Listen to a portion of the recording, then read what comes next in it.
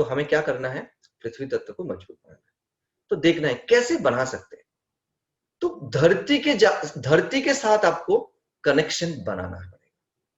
धरती जैसे मिट्टी के साथ आपको कनेक्शन बनाना है।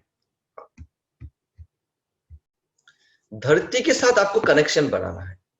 जैसे खाली पैर आपको चलना है, खेत में थोड़ा काम करना है, थोड़ा गार्डनिंग करना है। आपका शरीर में मिट्टी के साथ स्पर्श होना चाहिए।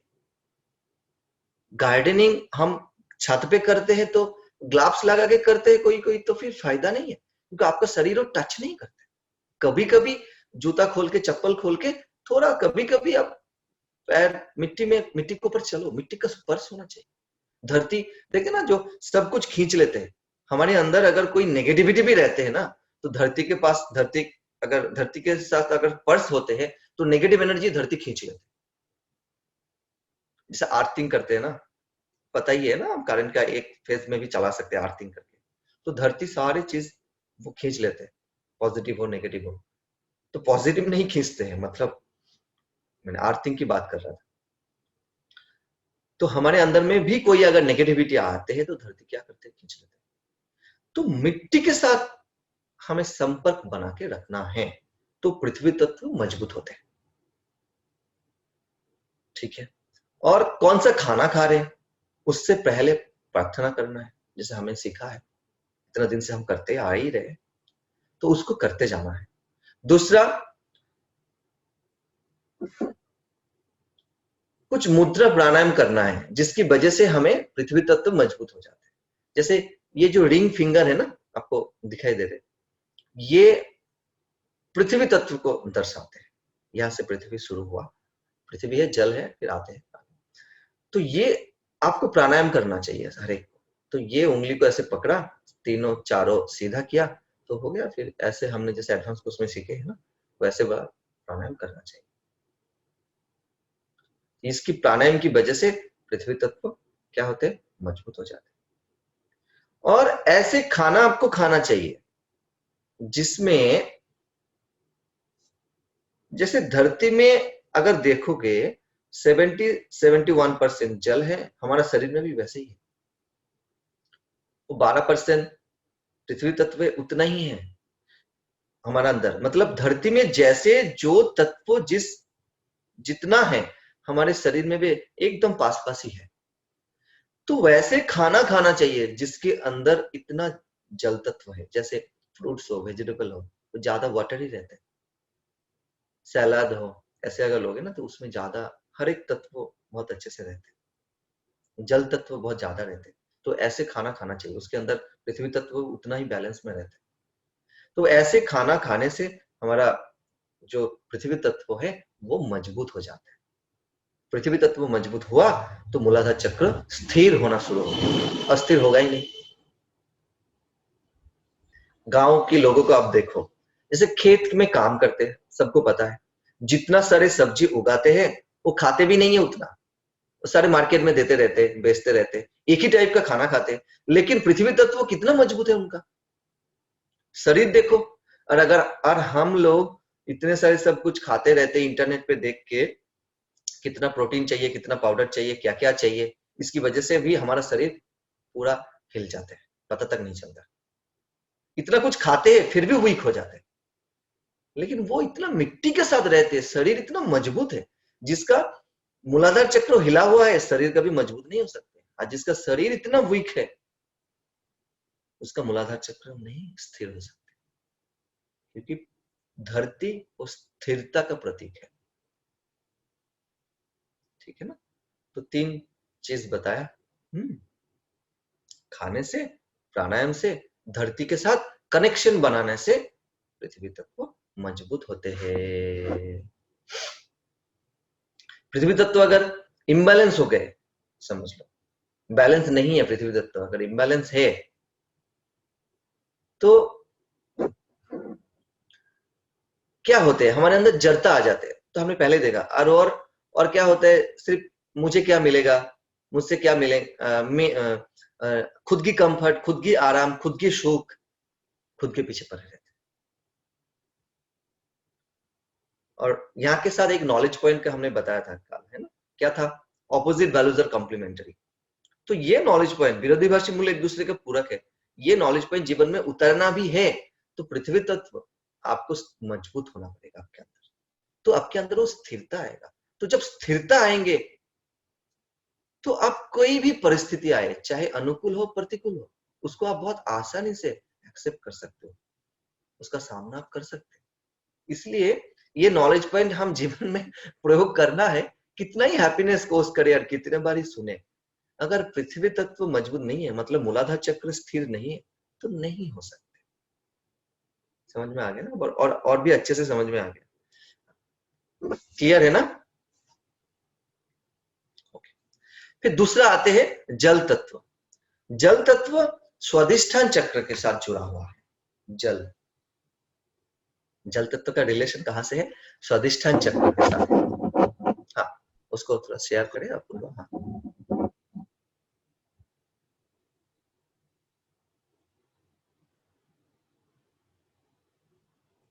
हाँ, आगे।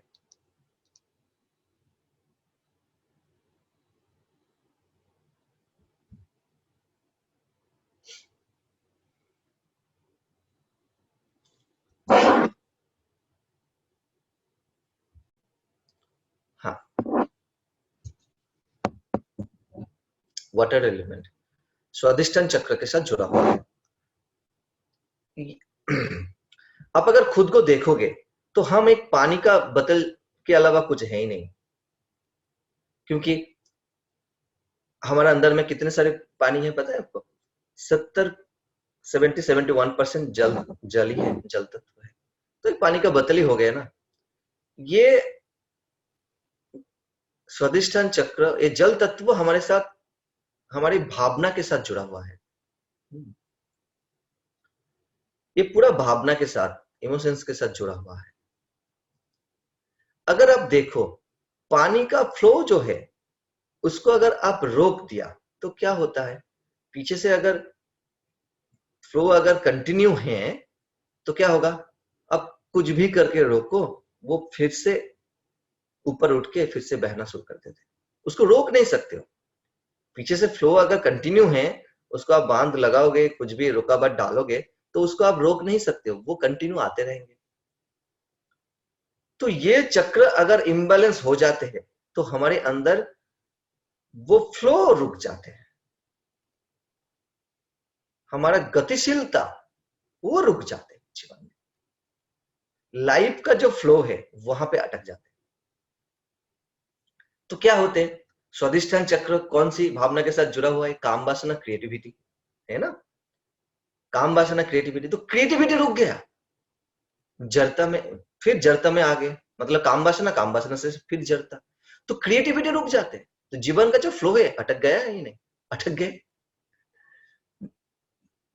जल तत्व और आकाश तत्व ये दोनों मिलके मोह और माया के बंधन में पड़ जाते, तो व्यक्ति के प्रति प्रेम मोह बन जाते हैं, वस्तु के प्रति प्रेम होते तो प्रेम का विकृत हो जाते, ये सब आकर्षण हो जाते, परिस्थिति के प्रति प्रेम अहंकार को बढ़ा देते। तो ये जल तत्व अगर इम्बैलेंस हो गया, स्थिर नहीं है, वीक है, तो ये सारे चीज होते रहते हैं, ठीक है ना। अगर हम जब पूरा दिन में पानी पीते हैं, तो पानी क्या करते हैं, मेमोरी को एब्जॉर्ब करते हैं, हम क्या बोलते हैं पानी सुनते हैं, आप लोगों को भी, कई लोगों को पता है बात, पानी मेमोरी एब्जॉर्ब करते हैं, पानी को अगर टच करते हो तो वो याद रखते हैं, फिर से जब टच करते हैं तो वो एक सेब बन जाते हैं। जैसे अगर ओम नमः शिवाय चैंट किया तो पानी का सेब एक फ्लावर जैसे हो गया, अगर किसी के साथ झगड़ा करते हैं तो वो देखते हैं जो पानी का सेब पूरा चेंज हो जाते हैं, तो पानी मेमोरी को एब्जॉर्ब करते हैं। तो ये बात पुराना दिनों में मुनि ऋषि लोगों को पता था, तो इसीलिए जहां पे पानी का जगह रखते थे वहां पे दिया लगाना, वहां पे मंत्र उच्चारण करना, फिर उसके बाद पानी को पीते थे। और अभी तो हम बातें करते करते पानी पीते रहते हैं, गुस्सा करते करते पानी पीते रहते हैं, तो वो जो चीज है हमारा शरीर में पूरा इफेक्ट करते हैं, पानी को फिर बिगड़ देते हैं। तो पानी, ऐसे वाला पानी अगर हम पीते हैं जब झगड़ा की स्थिति में, पानी सब कुछ एब्जॉर्ब कर रहे, कोई कहीं झगड़ा हो रहे, कहीं घर में कुछ हो रहे, इस तरीके का कुछ नकारात्मक चीज चल रहे, तो पानी सारे मेमोरी को एब्जॉर्ब किया, उसके बाद वो पानी पिया, तो फिर हमारे अंदर में जो जल तत्व है उसको भी बिगड़ दिया, फिर स्वादिष्टान चक्र बिगड़ गए। समझ रहे हैं एक के साथ एक कितना रिलेटेड है, आपका स्वादिष्टान चक्र हिल गया। फिर आप कुछ करना चाहते हो, क्रिएटिविटी, आपको लगेगा अरे बाप रे ये बहुत काम है, बहुत काम है, बहुत काम है, अरे करना है करना है करना है, मुझे छोड़ो, मुझे ये काम है, मुझे वो छोड़ो, और कुछ भी नहीं कर रहे। ऐसे करते करते पूरा टाइम बिगड़ रहे हैं, लेकिन कुछ करते नहीं है। या जितना जितना कर सकते थे उतना नहीं हो पाते। क्यों? क्योंकि उसका गतिशीलता अटक गए, क्रिएटिविटी अटक गया, जैसे पानी का गतिशीलता अटक गए, फ्लो नहीं है। ठीक है ना? तो क्या करना है, यहाँ पे भी थोड़ा सा वेट करना है, जय गुरुदेव बोलो या ओम नमः शिवाय बोलो, ऐसे मन ही मन 2 सेकेंड, फिर पानी को थोड़ा देखो, 2 सेकेंड पानी को देखो, मन ही मन बोलो, 2-4 सेकेंड का बाद, मैक्सिमम 5 सेकेंड, उसके बाद पानी पी लो। तो पानी आपका भाव से पानी का जो तरंग है, मतलब जो एब्जॉर्ब किया था ना, वो उसको आप शांत कर दिया और उसके अंदर पॉजिटिविटी डाल दिया, मतलब ऐसे समझो।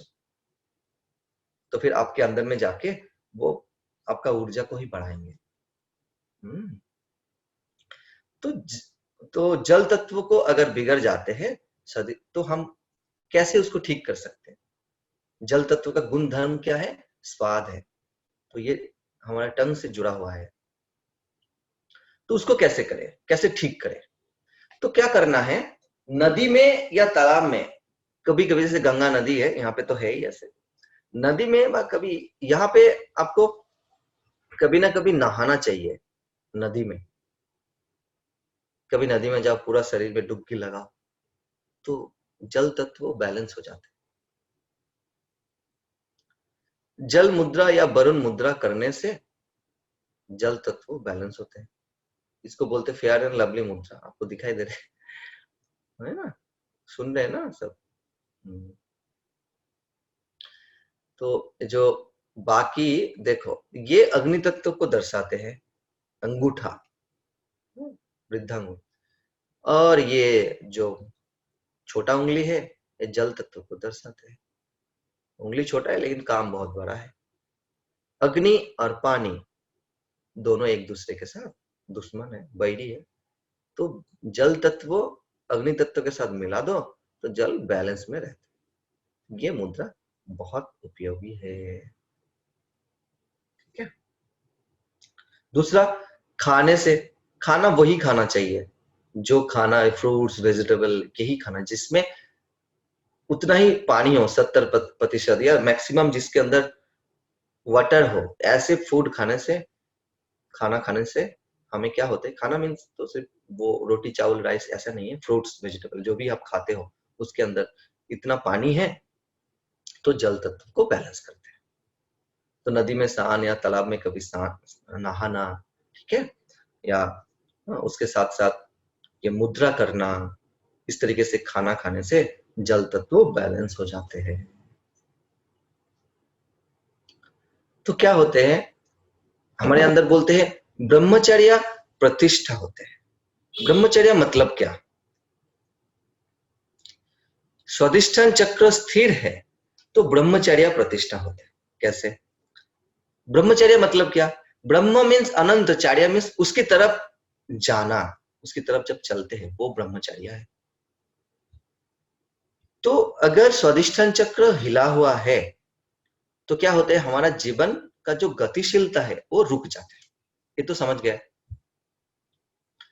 हो गया ना? अच्छा। तो जब हम पानी जैसा हो जाते हैं, कहीं पे अटकते नहीं, कहीं पे रुकते नहीं, हम कोई भी स्थिति आए, परिस्थिति आए जीवन में, ऐसे पानी जैसा बहते रहते हैं। चाहे वो बड़ा सा कोई रुकावट आए या छोटा रुकावट आए, देखते नहीं है, ऐसे ही हम बहते रहते हैं। तो जब हम हर स्थिति को पीछे छोड़ के हम ऐसे बहते रहेंगे, वही ब्रह्मचर्य है। क्योंकि हम अनंतता की तरफ आगे बढ़ रहे हैं। जीवन में कई सारी चुनौतियां आते रहते हैं, चैलेंजेस है, कई परिस्थिति आते हैं, ऊपर नीचे होते रहेंगे, लेकिन कहीं पे हम नहीं रुके हैं, हम तो वैसे ही हर स्थिति को पीछे छोड़ के एक साक्षी भाव से हम जीवन में, अध्यात्म में आगे बढ़ते हैं। हर परिस्थिति में हम साक्षी भाव है ना? ऐसे तो ब्रह्मचर्य वही है जो अपना नेचुरलनेस को पकड़ के रखते हैं, है ना? जो काम वासना में, काम में लिप्त ना होना ही ब्रह्मचर्य है, ऐसा नहीं है, लेकिन एक तो अंग है उसका। स्वादिष्ठान चक्र काम वासना के साथ जुड़ा हुआ है। जब क्रिएटिविटी में आगे बढ़ते तो काम वासना कम आते, अगर काम वासना आते तो क्रिएटिविटी कम होते, तो उसकी वजह से हमारे अंदर ब्रह्मचर्य आते हैं। ब्रह्मचर्य मीन्स वही है जो हम और वो, उसमें कोई भेद नहीं है, ये बोध हो जाना, इसमें टिक जाना ही ब्रह्मचर्य है। अनंतता के प्रति जो यात्रा है, ब्रह्म के प्रति तरफ जो यात्रा है, वही ब्रह्मचर्य। तो जब हम अपना स्वरूप में रहते हैं, नेचुरलनेस पे रहते हैं, तभी ये पॉसिबल है ना? मोह माया काम वासना ये सब सारी चीजों में अगर हम परे रहते हैं तो ये पॉसिबल ही नहीं है। हम जब प्रेम में रहेंगे, कृतज्ञता भाव में रहेंगे, है ना, उत्साह में रहेंगे, तो ही पॉसिबल है। तो ये पॉसिबल कब है? हमारे जीवन में जो भी स्थिति आए उसमें साक्षी भाव से सब स्थिति को देखना और आगे बढ़ते रहना। तो हमें पानी जैसा चलना पड़ेगा, तो ब्रह्मचर्य तभी प्रतिष्ठा होते हैं। समझ में आ गया? अच्छा, 4 डिग्रीज ऑफ जो साइन था ना, अगर वो दिखाते हैं एक बार। अपूर्वा, प्रशांति किसके साथ जुड़ा हुआ है? स्वादिष्ठान चक्र के साथ, है ना? बताया था। तो प्रशांति मतलब क्या? हाँ, प्रशांति मतलब क्या मैंने बताया था, बोईखरी मध्यमा प्रशांति। तो प्रशांति मतलब क्या? मतलब साक्षी भाव से रहना, मैंने बताया था ना। बोईखरी मतलब बात करना, एक एक लाइन में अगर उसको बोले तो। मध्यमा मीन्स बात नहीं कर रहे, मन ही मन कर रहे। प्रशांति मीन्स हम कर भी रहे और साक्षी भाव से देख भी रहे। परा मीन्स समाधि का स्थिति है। तो वो प्रशांति किसके साथ जुड़ा हुआ है? स्वाधिष्ठान के साथ। तो वो साक्षी भाव तभी आ सकते हैं जब आपके अंदर स्वाधिष्ठान चक्र स्थिर है, जल तत्व स्थिर है, स्वाधिष्ठान चक्र हिला हुआ नहीं है, तो ही आपको साक्षी भाव से स्थिर रख सकते हैं। हाँ, ये वाला प्रशांति आ गया। हाँ, स्वाधिष्ठान चक्र के साथ जुड़ा हुआ है प्रशांति, यही मैं बता रहा था। ये साक्षी भाव क्यों था? इसीलिए था, आपको पानी जैसा बनना है, सब कुछ को पीछे छोड़ के आगे बढ़ना है, तो ही आपके अंदर साक्षी भाव आएंगे। तो ये प्रशांति हो गया। समझ में आ रहे हैं अभी? तो पूरा साक्षी हो जाओ, साक्षी हो जाओ, सब जो भी कुछ घट रहे सब घटने दो, जाने दो, कोई फर्क नहीं है। ये भी करना है तो आपको साक्षी भाव उदय होना है जीवन में। सब कुछ एक्सेप्ट करना है, हर स्थिति को पीछे छोड़ के जाना है। तो ये जो जल तत्व है उसको स्थिर होना पड़ेगा, या जो स्वाधिष्ठान चक्र है उसको स्थिर होना पड़ेगा, यही मैं बता रहा हूँ। ठीक है। फिर तीसरा जो तत्व है वो है अग्नि तत्व।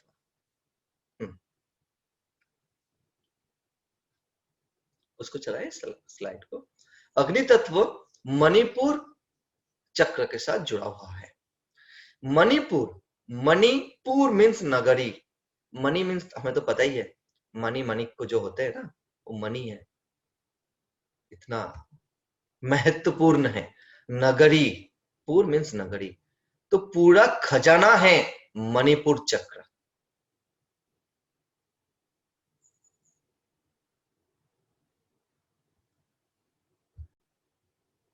हाँ, तीसरा फायर एलिमेंट। वाह, बहुत अच्छे से अपूर्वा जी ने दिखा रहे हैं। हाँ, हम यहाँ से ऑडियो चला रहे, वो वहीं से वीडियो चलाते हैं। ये मणिपुर चक्र के साथ जुड़ा हुआ है, बहुत इंपॉर्टेंट है। इसको सोलर प्लेक्सस भी कहते हैं, है ना? ये मणिपुर चक्र अग्नि तत्व के साथ जुड़ा हुआ है। हमारे अंदर अगर अग्नि स्थिर है, स्टेबल है, तो मणिपुर चक्र बैलेंस है। मणिपुर चक्र इम्बैलेंस है तो अग्नि तत्व भी इम्बैलेंस हो जाते हैं। ये पूरा महत्वपूर्ण है, क्योंकि ये मणिपुर है, इतना महत्वपूर्ण है हमारा जीवन का। मणिपुर चक्र अगर इम्बैलेंस है, अग्नि तत्व इम्बैलेंस हो जाते हैं, अग्नि तत्व इम्बैलेंस है तो 5 अग्नि होता है, जठर अग्नि, बरोद अग्नि, प्रेम अग्नि, ज्ञान अग्नि, काम अग्नि, आपको पता है भूत अग्नि। ये 5 अग्नि में से हमारे सेंटर में जो रहते हैं सोलर फ्लेक्सेस, वहां पे रहते हैं जठर अग्नि। तो उसकी वजह से ही खाना पचते हैं, मतलब खाना हजम होता है, इतना इंपॉर्टेंट है। अगर अग्नि तत्व इम्बैलेंस है तो डाइजेस्टिव सिस्टम ही खराब हो जाएगा। तो जीवन में कोई भी बीमारी आए आप लड़ सकते हो, लेकिन अगर आपका डाइजेस्टिव सिस्टम खराब है ना तो पूरा जीवन ही बेकार हो जाएगा, शरीर ही बेकार हो जाएगा। आपका एसिडिटी है, हाइपर एसिडिटी है, डायबिटीज है, कुछ भी है, आप मेडिसिन खा के उसको ठीक कर सकते हो, लेकिन डाइजेशन ठीक नहीं है तो फिर गया काम से जीवन, फिर आप बहुत जीवन में तकलीफ है। इतना इतना महत्वपूर्ण है, बहुत इंपॉर्टेंट है। तो फिर आप लोग सब अच्छे से सुनना। जो देखना, अगर कोई आदमी मर भी जाते हैं तो उसका जठर में अग्नि रहते हैं, तो वो सबसे नाभि, पेट, सब सबके बाद में ठंडा होता है। यहाँ पे 4 इमोशंस है, jealousy, generosity, grid and Joy. 2 positive, 2 negative. अगर अग्नि तत्व इम्बैलेंस है तो वो जो नेगेटिव है, ईर्ष्या और लोभ, जेलसी, ग्रीड, ये दोनों हमें पकड़ लेते हैं जीवन में, जीवन में दुख ही दुख होता है। हमें जीवन में जो भी सुपीरियरिटी कॉम्प्लेक्स व इंफीरियरिटी कॉम्प्लेक्स आते हैं, ये अग्नि तत्व की वजह से ही आते हैं। मतलब हम जब नेचुरलनेस से दूर हो जाते हैं, वही तो अहंकार है। अहंकार क्या है? अहंकार नेचुरल, अहंकार मतलब जब हम अपने आप को समष्टि से अलग मानते हैं, वही अहंकार है। अहंकार का डेफिनेशन क्या है अगर आपको पता है? अहंकार क्या है भाई बताओ? जब हम समष्टि से अलग हो जाते हैं, वही अहंकार है। समझ गया? तो कभी कभी सुपीरियोरिटी कॉम्प्लेक्स आते हैं, तो कभी कभी इंफीरियोरिटी कॉम्प्लेक्स, मतलब हम बहुत कुछ है और हम तो कुछ भी नहीं है जी, हम कैसे करें? तो ये दोनों ही अहंकार का ही है। तो हम अपना हेल्थ, अपना ब्यूटी, अपना नॉलेज, सब कुछ को दिखा के कभी कभी हम सुपीरियोरिटी बनने की कोशिश करते हैं, और उसी की वजह से हम कभी कभी इंफीरियोरिटी में भी जाते हैं। इसलिए जो वीडियो बंद करने की है ना, यही सब अहंकार ही है और कुछ नहीं। अपने आप को कुछ तो समझते हैं, इसलिए ऑन नहीं कर पा रहे, चाहे सुपीरियोरिटी हो चाहे इंफीरियोरिटी हो, ईगो का लक्षण है। ये मणिपुर चक्र का की कारण से होते हैं। अग्नि तत्व इम्बैलेंस है तो फिर अग्नि तत्व का गुण धर्म है दर्शन। अगर देखोगे अग्नि तत्व इम्बैलेंस है तो आंखों का प्रॉब्लम हो सकते हैं उनको जीवन में।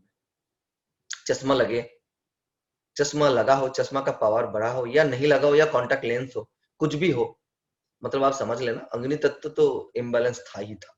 तो आपको डाइजेस्टिव सिस्टम वीक रहेगा, आपको अग्नि तत्व इम्बैलेंस, तो सर बहुत गर्म होगा, गुस्सा बहुत आता है, चिड़चिड़ापन रहता है।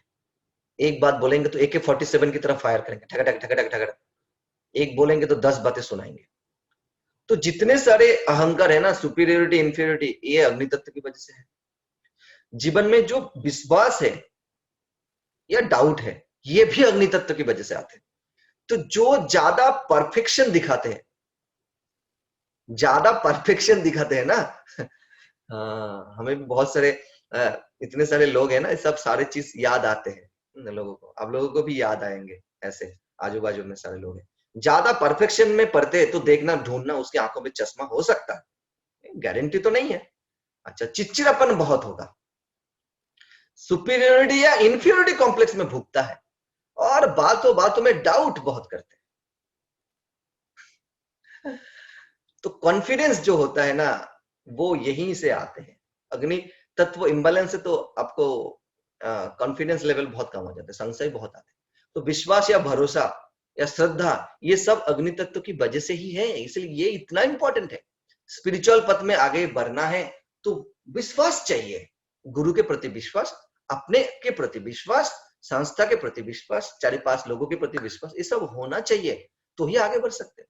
श्रद्धा चाहिए ही चाहिए, लेकिन अग्नि तत्व तो हिला हुआ है, मणिपुर चक्र इम्बैलेंस है, तो कैसे होगा? नहीं होगा। ठीक है, कभी नहीं हो सकते। तो क्या करें, इसको कैसे बैलेंस करें? तो अग्नि तत्व का गुण धर्म क्या है? दर्शन है। तो पहले आंख से उसको बैलेंस कर सकते हैं, आंखों से। तो कैसे आंखों से करें? जैसे आंख बिगड़ते हैं तो आंख से ठीक भी कर सकते हैं। तो पहला है सन बत लेना, शरीर की ज्यादा से ज्यादा शरीर को सूरज का रोशनी सुबह सुबह 7 से 9 या सुबह सुबह खुला जगह है, फिर ऊपर में छत पे आप कर सकते हो, या पतला कपड़ा पहन के कर सकते हो, शरीर में ज्यादा जगह में सनलाइट धूप कभी कभी पड़े तो अग्नि तत्व बैलेंस हो जाएगा।